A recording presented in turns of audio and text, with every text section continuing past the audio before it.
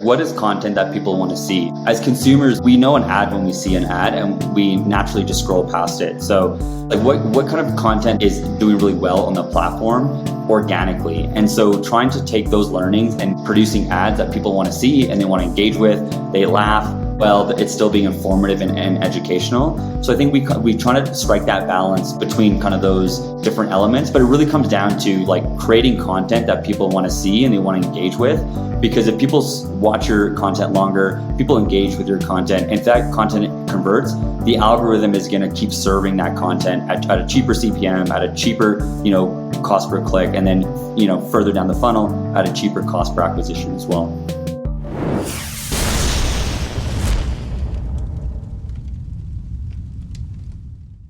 Hello and welcome to D2C Podcast. I'm Eric Dyck. Today we're transacting with Harry Hothi, Senior Product Marketing Manager at Wealthsimple, one of Canada's largest and fastest growing investment management software tools with over $18 billion in funds under management. Harry's job is to onboard and educate new clients, introducing them to products like crypto trading and more to ideally increase their engagement and improve LTV. With the bear market in full swing, we'll talk about the biggest risks and opportunities for products like Wealthsimple, including multi-touch marketing for high education products, finding the messaging that resonates with financial services brands, and growth strategy in the times of societal upheaval. Batten down the hatches and on with the show. Thousands of people have jump-started their TikTok content strategy using Coley's TikTok Creative Brief template. That's because it has all the steps for successful creator collaborations and best practices to create fun and engaging TikToks. If you haven't grabbed your copy yet, don't worry. Coley just dropped a brand new version of their popular template filled with even more tips and insights to level up your TikTok game. Head to coley.com/TikTok. That's COHLEY.com/TikTok to download your free copy and start creating TikToks for your brand that people actually want to watch. Harry, welcome to the D2C Podcast. It's been a minute since we first connected. Can you update me on your role at Wealthsimple? Yeah, definitely. It's nice to see you again, Eric. I think since the last time we spoke, I was on the growth marketing team, leading growth on the tax side of the business. Since then, I've made the transition over to product marketing. So really taking my growth background in terms of analytics and more of a scrappy testing mentality to more of the product marketing side of the house, where I'm focused on like go-to-market strategy as well as like driving product feature adoption. Specific to our crypto product, as well as most recently our trade product as well, which is our more DIY, do-it-yourself investing around stocks and ETFs. So how big, Wealthsimple is now like well over 1,000 employees, right? Yeah, well, I think we're just right around there. That's just absolutely wild. And so when you say leading product, is that more of a marketing products to existing members, or are you going to drive new users with product announcements and things like that as well? Yeah, it's a little bit of both. So obviously we're focused on our existing clientele and letting them know about like new product enhancements or features that we're bringing to the platform, all with the goal of making their journey, their financial journey, as easy as possible. And then also, working with our growth team and our acquisition team and kind of spreading that message to new clients. And so if we're bringing something to market that may be first to market, or something that we think that we're doing something better than other platforms are essentially offering, we work with our acquisition team to kind of like promote that and distribute that across the different pay channels. Crypto, it's funny. I'm a Wealthsimple client, and I'll just say it. I YOLO'd, half of my savings into crypto at what turns out to be, I think long term will turn out to be just a fine time, but at an inopportune time when things went down. But I'm just curious. You were also, I think, in the Canadian market, you were one of the first sort of mass market companies to offer easy crypto trading. How has that launch gone? It's been good. Yeah, I think with a lot of things that we're doing here at Wealthsimple, we're just trying to give clients the opportunity to invest in the different assets that exist. I think as an organization, we believe in the long-term potential in the technology around like blockchain and Web3. But again, we never recommend clients to invest in specific assets, or whether it's stocks, ETFs, or cryptocurrency. That's obviously up to the client themselves. But we want to be able to just give them the opportunity to do so, and obviously do it in a very simple and safe manner. And we're a regulated platform, so we work lockstep with the regulators in Canada to ensure that we're following all the safety and all the protocols that the regulators have in place. And so that's like top of mind for us, like first and foremost, and just providing access. I think that's kind of been our value prop since, Wealthsimple has been, a business. So I think those are kind of our two focuses. Yeah. And with your products, like the minimalist design, like it really, like Wealthsimple's the brand, and Wealthsimple really is the experience. Well, not wealth yet, but the simple part is definitely a big part of the experience, right? Just the interface is so intuitive. I guess that's a big focus as well. Yeah, definitely. I think right now in the finance industry, a lot of financial jargon is complex. It's inaccessible. So I think that's part of our core value prop is, how do we make the experience super frictionless? How do we educate Canadians on finances and make it like as simple as possible, and using real like human language when it comes to explaining different financial concepts. So that's been our focus. Not only providing like the most simple to use platform, but then also educating our clients as they level up in their investment journey, whether they're just starting with $1 or they're starting with $10,000, $100,000. We essentially want to be able to like level up all our clients and follow them along their financial journey. So we're trying to build the most accessible product with that in mind. When I think of a company like Wealthsimple that has a lot of different entries into the market point, it's often like single angles or single aspects of the tools that end up being the growth engine for many products within the company. So I'm curious, when you started bringing the fact that crypto was available on Wealthsimple, was it a revelation to your customer acquisition prices? Did it really boost it, or has it been really challenging as well? Well, I think, before I jump into that, I think what's really helped is that we focused on our brand when we first launched Wealthsimple.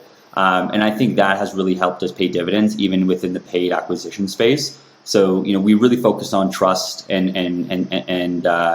just being, a simple brand that focused on education. And then when we really started leaning into paid, I think that really helped because people were synonymous with the Wealthsimple brand. We had already built that trust with Canadians. And then while we, we're introducing these new products such as crypto or our tax offering, et cetera, it's really helped bring down our acquisition costs. In addition to everything else we're doing in terms of optimization and testing, I think just having that trust to begin with has helped. And then when we started leading into paid across all the different channels that exist, that really helped, expedite our growth, especially during the pandemic when everyone was getting into trading.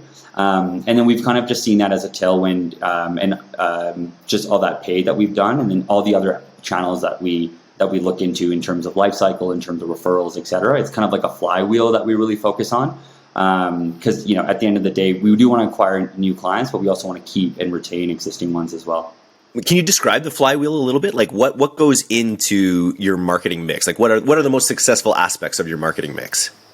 Yeah, for sure. I think, as I mentioned, first and foremost, it's our brand, and we really, care about our brand a lot. And I think that's really helped us when it comes to like organic growth, and friends and family talking to each other. I think when it comes to finances, a lot of people trust their family and their friends and take recommendations from their family and friends. So for us, like making a strong referral program is top of mind as well. And we feed like new client growth through paid as well as that referral like loop.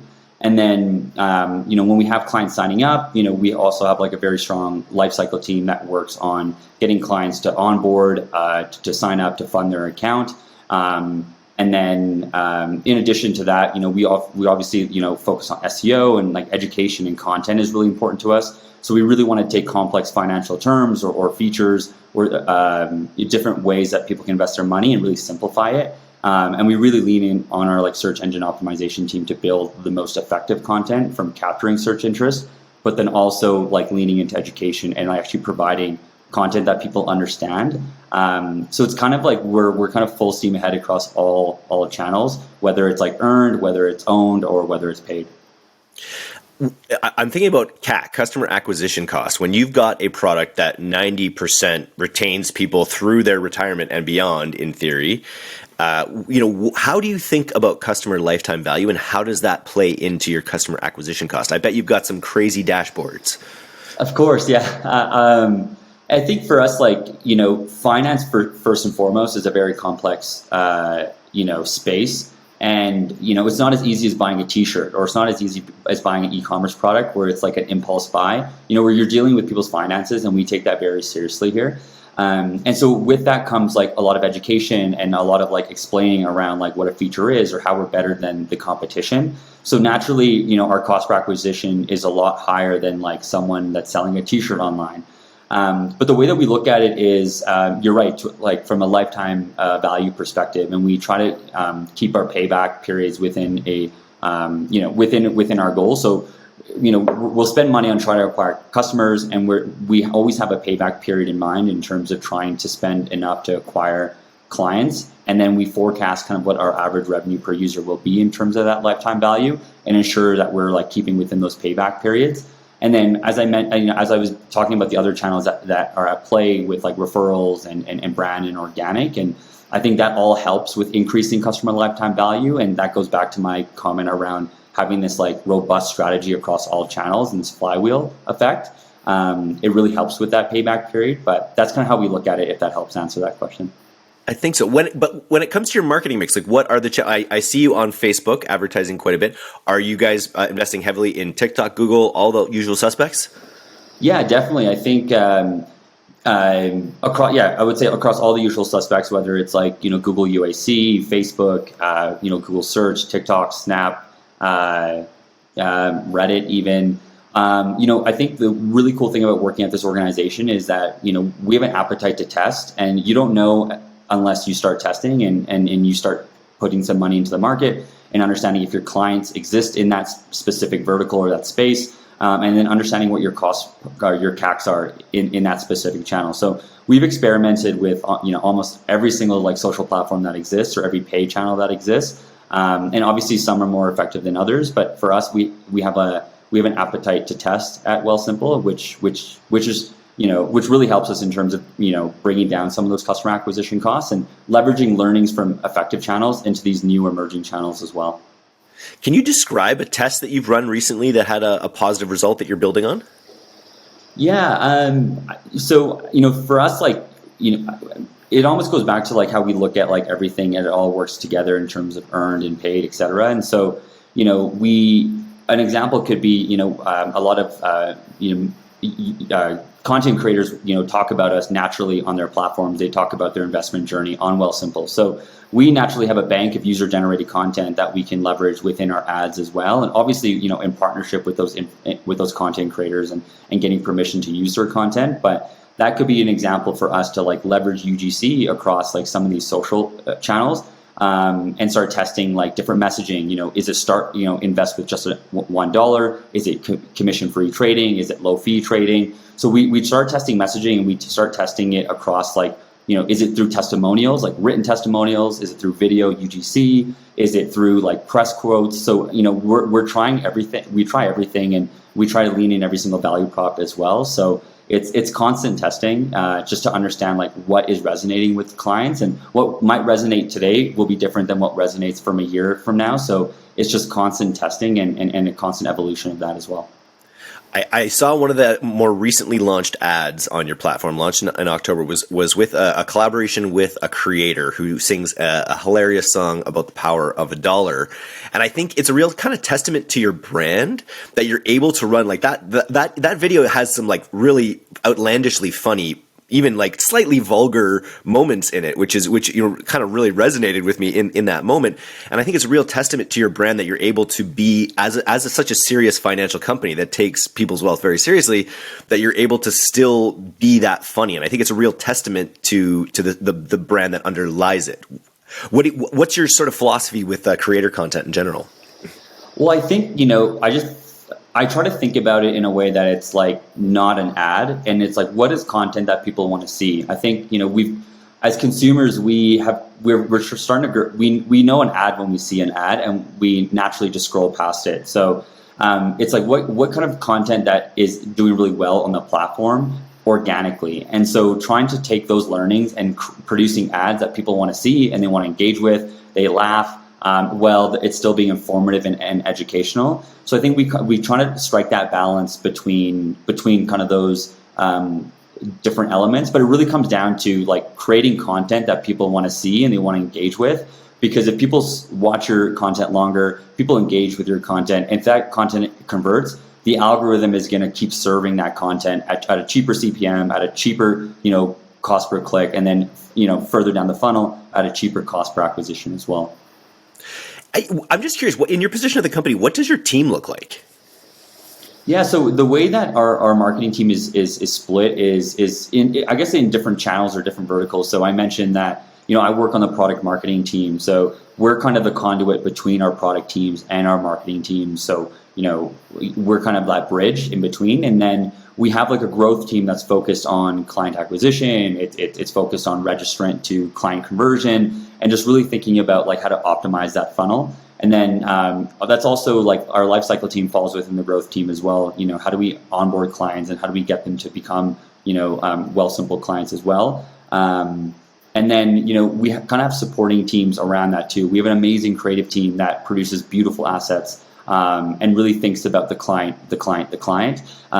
when it comes to just, messaging and clarity in our messaging as well. We work with our data science team that's trying to understand like how can we best segment customers, what is resonating with specific segments, and how do we essentially look at propensity to convert and leverage that type of data in our lifecycle efforts, but also in our acquisition efforts.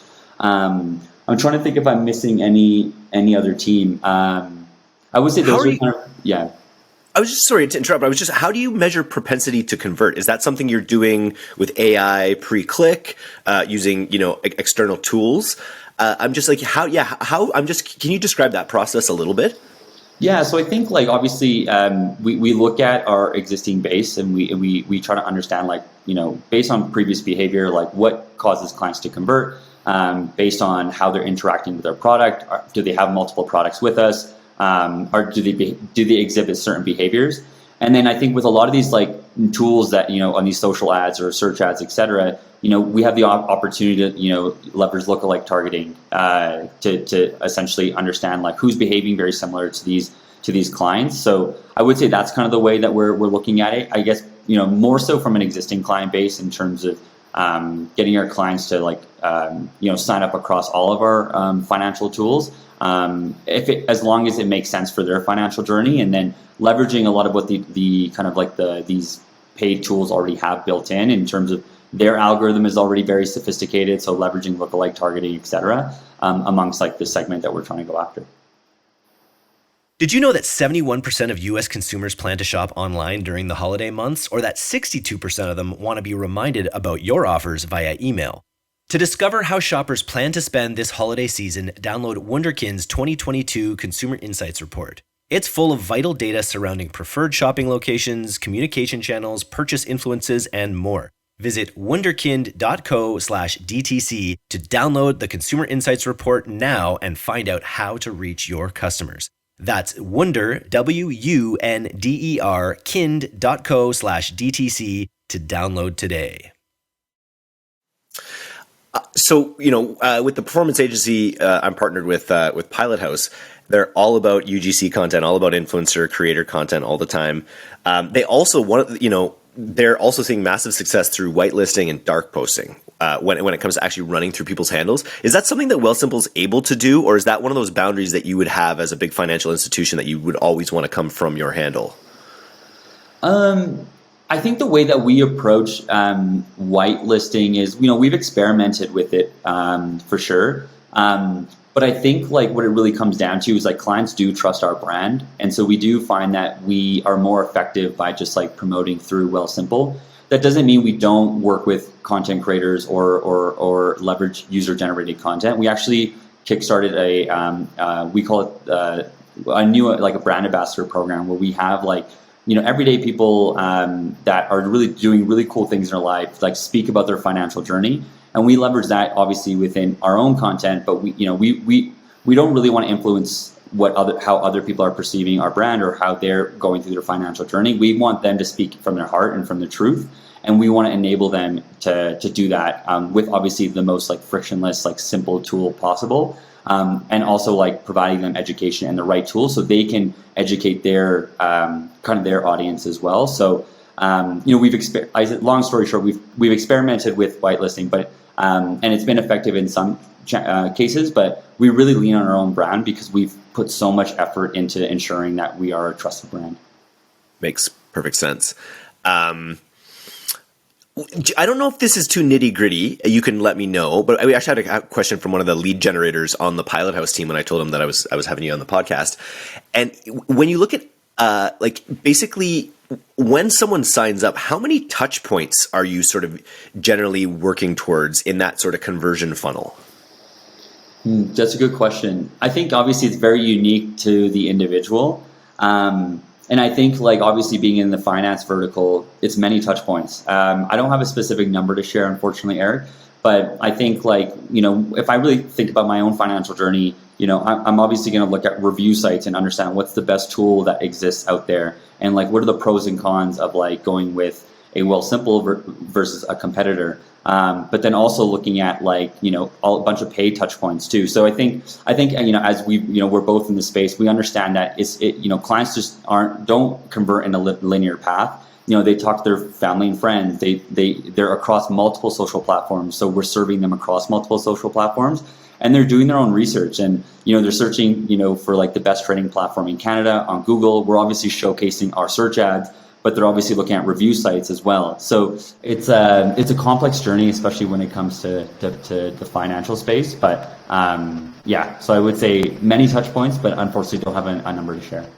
And on those review sites, can you speak at all to your strategy around those reviews? I'm sure there's quite a massive ecosystem of review sites popping up around it. Can you talk a little bit about that? Yeah, I think the beautiful thing about these review sites is that they own their content and they decide what to distribute and to publish. And all we can really do is, build the best product possible. So it gives them no reason to write, but then also just ensure that we're updating them on all the enhancements that we're making and the improvements that we're making, whether it's on the experience themselves, the experience within the trading platform itself, or a new feature that we're launching that might be first to market, or something better than a competitor is doing. I think we're just ensuring that we stay in touch with some of the top ones in Canada and ensure that they're covering us when we're releasing something new.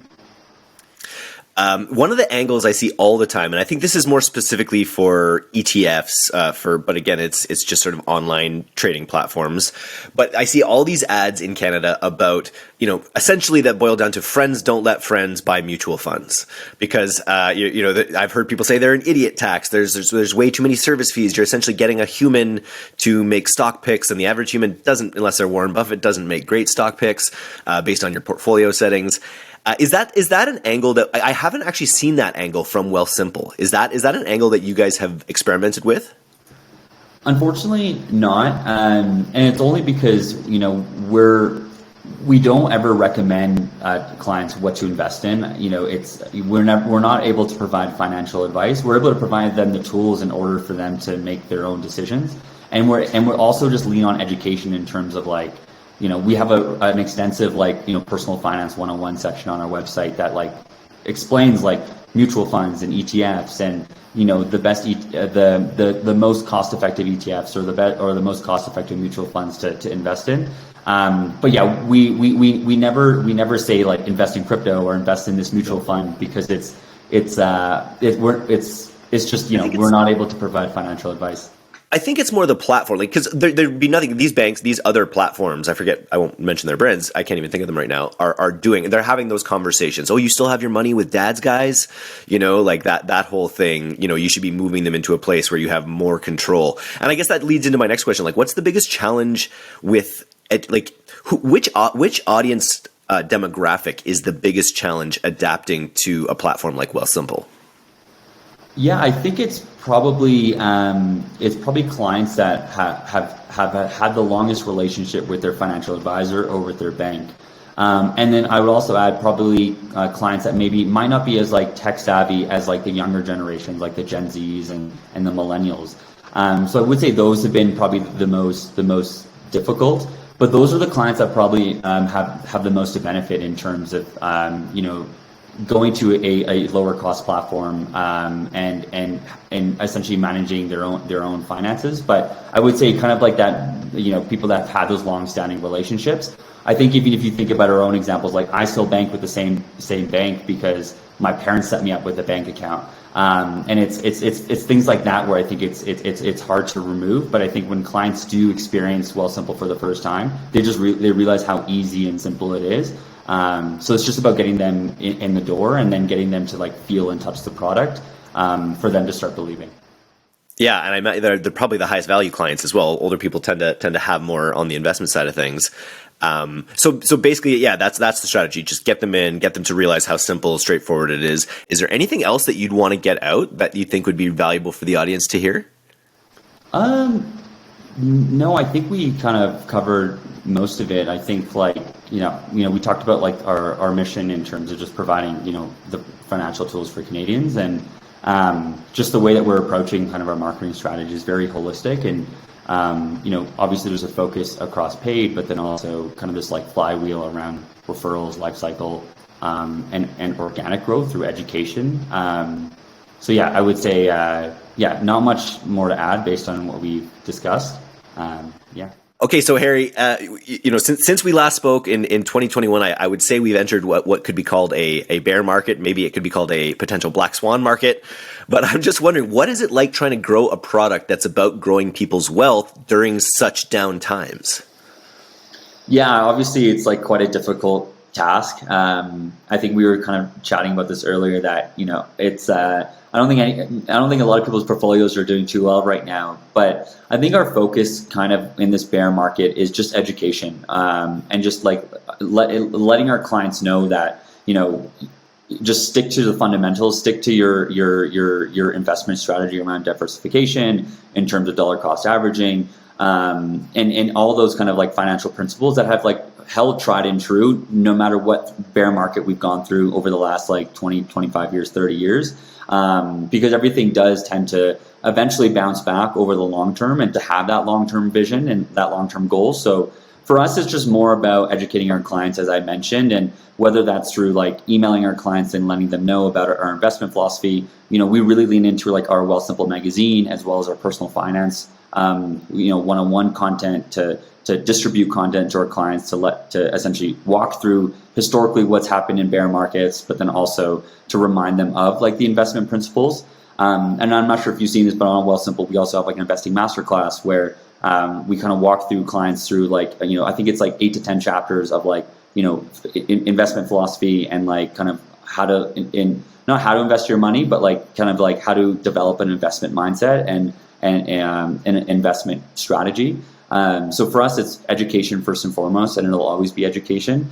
And then just, continue to build the best and most accessible product there is. So, regardless of the bear market that we're in, we're still focused on building the best product on the market. And so our teams are continuing to, develop new features. So, we're launching staking on crypto. We actually just launched that today. And we're looking to bring other financial tools that, traditional platforms have, and we're looking to bring those to market as well, to give clients the ability to invest their money the way that they want to invest.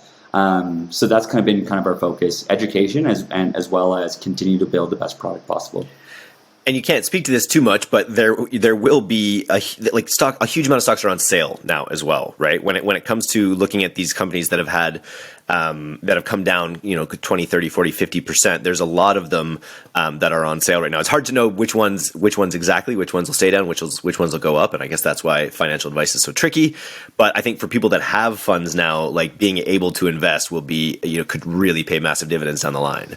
Yeah, I think the goal has always been like invest within your means and invest, responsibly and the amount that makes sense for you, and to have like a long-term strategy when it comes to your investment goal. I think if you're looking to make a quick buck, maybe investing into the market may not be the best strategy. But typically what's historically worked really well is just having a long-term view and diversification. So, we always try to educate our clients around that. So, that's kind of what we'll continue to always do as an investment platform, and ensure that our clients are equipped with the most amount of information possible. I just got an app notification that I can now stake 4%, or I can start staking my coins. So it's good timing. This Wealthsimple knows. One thing that's interesting, the Gary Vee idea and the thing that D2C and Pilot House are embodying is that every company needs to become a media company. And you mentioned your newsletter. You mentioned which I'm sure it's something on the mind of Wealthsimple. Which aspects of Wealthsimple becoming a media company have been most successful? Just the education piece, the courses, it's I guess it's everything. Yeah, I think it's a little bit of everything. We try to infuse education in every single client touch point as possible. If you go through our app, whether it's a new feature that we're starting to introduce, we have a bit of an in-app education around, in this example, you mentioned you just got a push notification for staking. We have an in-app flow that walks you through what is staking, what are the benefits, what are the considerations. We also supplement that with additional educational content on our personal finance 101 section of our site. In our emails, we always lean into education as well. So for us, it's, obviously we want to bring all these aspects to market, but we also want to level up our clients' understanding around that as well. And in terms of being, a media house, we try to infuse all that into every single channel. And, we do have our own Wealthsimple magazine where we cover stories and money diaries, as well as we've launched a new newsletter called TLDR, which walks clients through what's going on in the market, interesting news around finance and the world, which is, we've gotten really good feedback around that as well. So I think it's all of it's just to help level up our clients' education and interest in money, as well as just world news, while also just providing them the right tools to take action whenever they feel comfortable in doing so. Very cool. So if I were to give you $100,000 to put into Wealthsimple's product marketing, let's just say for Q4, where would you put that? Yeah, I think how I answered this a very variation of this question a bit earlier. I think I'm a true believer in just having the full funnel optimized. Obviously, I think if you're looking for quick growth and driving traffic to your website and eyeballs to your traffic, paid is going to be the quickest way to get there, and it's going to allow you to start testing quickly. So just putting some money into some of these platforms and starting to test messaging, you get immediate feedback to understand what's the best message to go to market with. But in addition to that, in terms of looking at end to end, you're driving all these clients to your website or to your product or whatever the case may be. You need to capture that as well. So you need to ensure that your landing page is optimized so you're not losing traffic, but you're capturing signups. You're bringing clients further down the funnel, and that's where lifecycle comes in, where you're taking clients that may have signed up and converting them into clients, and then also upselling them and cross-selling them further down and making them more ingrained into the ecosystem. So your churn is lower. You're reducing your churn, and then also having as you move clients further down, they start to become advocates as they use your product more and they buy your product more. So how do you leverage word of mouth and have a strong referral flywheel in effect to get people to talk to their family and friends and to promote and bring new eyeballs into the market? So I really do think it's that full flywheel that's happening. But I would say you're looking for quick wins, I always recommend paid. But if you're looking for long-term wins, even SEO and content is a massive play as well, because it doesn't really cost a lot of money in order to attract eyeballs. It's just about writing relevant, interesting content for people to read, and to become lifelong advocates of your brand. So that's how I would answer that question. If I gave you $1 million, I think your answer should be get Ryan Reynolds on a commercial. Or Drake. Because I think if you could get Ryan Reynolds on a commercial for Wealthsimple, I think it would just, because I've seen him advertising not only his own products, his marketing firm, Maximum Effort, does all sorts of things. I think, if you get Ryan Reynolds on the couch, on the Wealthsimple couch, it's game over. You're taking over. I would love that. So if we can make that happen, I'll give you a shout out, Eric. But okay. Yeah, that would be. Ryan Reynolds would be great. He's Canadians love him. So I think we had that kind of money to spend, we would probably start leaning into some people of notoriety, and a lovable, recognizable face in Canada that aligns with our brand. That's Ryan Reynolds, and my goal is to get him on this podcast next year. So I'll get him on the podcast. I'll pitch him on becoming a Wealthsimple dude, and it's game over. We're taking over. I love that. Nice. Thanks for coming on the D2C podcast today, Harry. I don't know if are you a public social media person? Do you want to drop any handles or any way people could get in touch? Well, thanks for having me on the podcast, Eric. This is great. I think if people just want to, connect with me on LinkedIn, that's probably where I'm most active and where I love to talk shop and discuss ideas around whether it's like paid or other marketing strategies. So yeah, feel free to connect with me on LinkedIn at Harry Hothi. That's about it. Cheers, brother. This is fun.